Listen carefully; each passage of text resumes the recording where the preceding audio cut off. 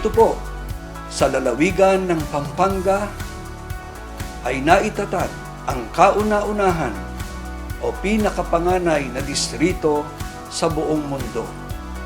At dahil po sa matatag na pananampalataya ng mga kapatid at lubos na pakikipagkaisa sa gawaing pagpapalaganap, ang lalawigan po ng Pampanga ay binubuo na po ngayon ng 3 distrito, na ito po ay ang distrito ng Pampanga North, distrito ng Pampanga East, at distrito ng Pampanga West.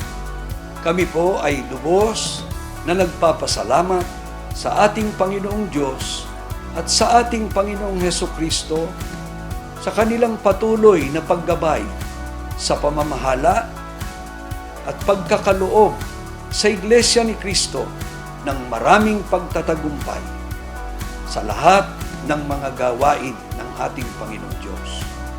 Nagpapasalamat din po kami sa ating tagapamahalang pangkalahatan, ang kapatid Eduardo Manalo, at sa ating pangalawang tagapamahalang pangkalahatan, ang kapatid na Angelo Eranio V. Manalo, sa kanilang walang sawang pagmamalasakit at pagmamahal po sa buong iglesia.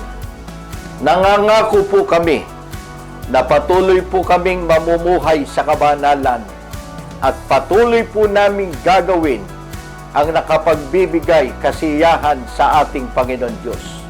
Sa pagsapit po ng anibersaryo ng Iglesia ni Cristo, ang lahat po ng mga distrito eklesyastiko ng lalawigan ng Pampanga ay malugod pong bumabati sa lahat ng mga kapatid sa buong mundo.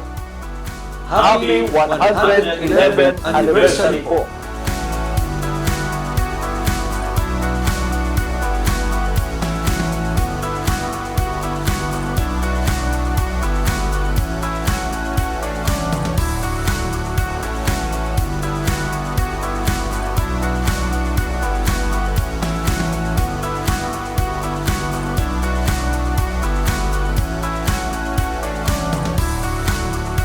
Sa atin pong pinakamamahal na tagapamahalang pangkalahatan, kapatid na Eduardo V. Manalo, at sa ating pangalawang tagapamahalang pangkalahatan, kapatid na Angelo Eranio V. Manalo, At sa lahat po ng mga kapatid sa buong mundo, Maraming